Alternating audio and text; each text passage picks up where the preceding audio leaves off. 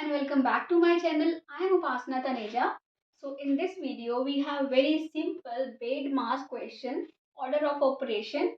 So here what do we have? We have numerator and denominator, and in both numerator and denominator we have some operations. Now we need to know how do we actually apply these operations. Okay, so whenever we have these kinds of operation, first we see the order that we will solve division first.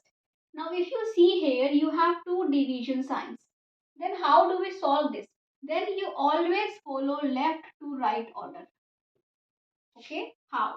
So now on the top numerator we have 4 times 12, right?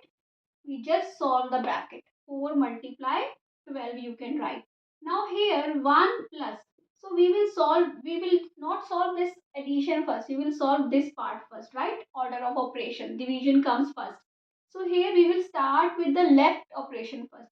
First we will solve this part. What is 45 times divided by 3 is 15. Now 50 dividing by 3, right? So on the top we have 48 here. 1 plus what is this? Now this is 5. We will solve this first. 48 divided by 6. Right? So what is the answer? 8. So I hope you understood this.